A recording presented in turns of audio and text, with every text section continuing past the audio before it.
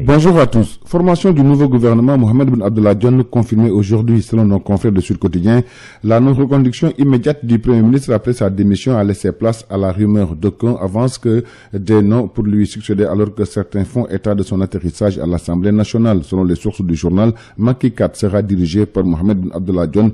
Il sera nommé ce mercredi et devra former un gouvernement dont la taille ne devrait pas dépasser celle de la précédente équipe, même si de nouvelles têtes pourraient faire leur entrée. Selon nos confrères de l'AS, Dionne sera reconduit aujourd'hui. Il va entamer aussitôt la mise en place du nouveau gouvernement.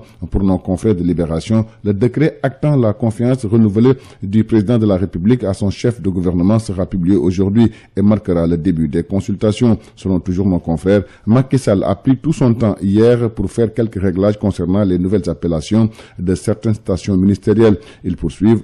Au moins 2 nouveaux ministres feront leur entrée dans le gouvernement, qui sera aussi marqué par plusieurs jeux de chaises entre anciens ministres. Les Échos écrivent maintenant c'est le temps du président de la République. Nos confrères de l'Observateur présentent l'équipe type du président de la République, un mélange de figures et de styles issus de la majorité de la société civile et de l'opposition. Selon Vox Populi, Macky Sall a un dilemme, car le positionnement à l'Assemblée nationale et la primature sont les sources de la lenteur. Selon nos confrères, il explique que ceux qui s'attendaient hier à la formation du gouvernement, juste après la démission de Mohamed Ben Abdallah Dionne, ont vite déchanté. Jean-Maxime Ndiaye, secrétaire général du gouvernement, a clairement indiqué que le nouveau gouvernement sera formé dans les prochains jours. Une situation inédite qui découle du fait que Macky Sall veut mettre tous les atouts de son côté en vue de la présidentielle de 2019. En attendant, le Sénégal sera sans gouvernement. Une première dans les annales des institutions, selon le professeur Abdoulaye Dieye, constitutionnaliste à l'UCAD.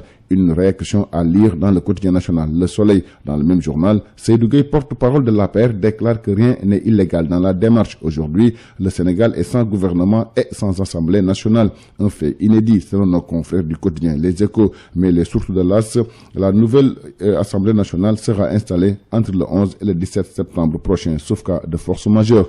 Affaire Khalifa Sall, le Forum des justiciables donne une issue favorable au maire de Dakar. Selon nos confrères de Sud Quotidien, conformément à la loi en matière correctionnelle, le mandat de dépôt délivré n'est valable que pour une durée de 6 mois. Au-delà des 6 mois de détention, si aucune ordonnance de renvoi devant un tribunal correctionnel n'est prise, le mandat de dépôt devient automatiquement caduc. Par conséquent, Khalifa Sall doit être immédiatement libéré, sinon sa détention devient abusive. Dans un communiqué, le Forum des justiciables révèle que Khalifa Sall va boucler 6 mois de détention à partir de ce jeudi. Dans le quotidien LAS, Babacar Gaye du Parti démocratique sénégalais et ancien député explique pourquoi Khalifa Sall doit être libéré.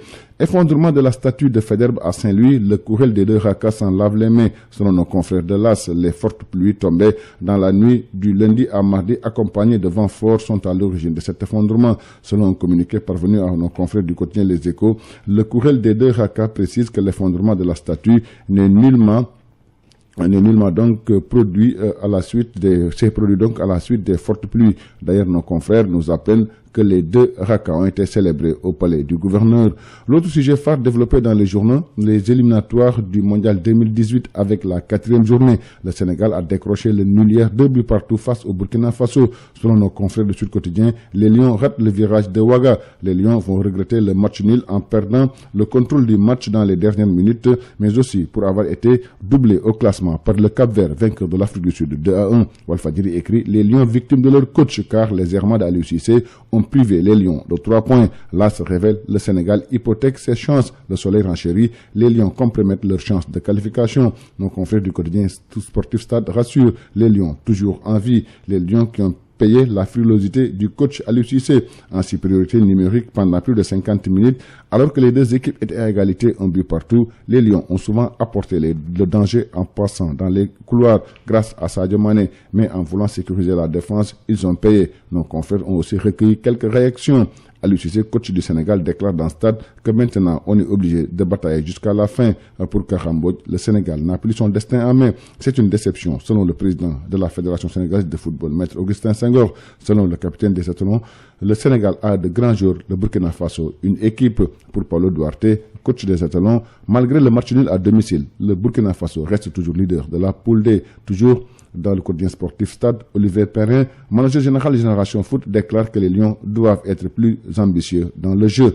En lutte, Sunu Lambu dévoile les cachets du derby de la banlieue. 60 millions pour Sa Thiès et 50 millions pour Boy Niang. Le combat dénommé derby de la banlieue entre Boy Niang et Sa Thiès est prévu en 2018. Merci, c'était tout. À vos journées et bonne lecture.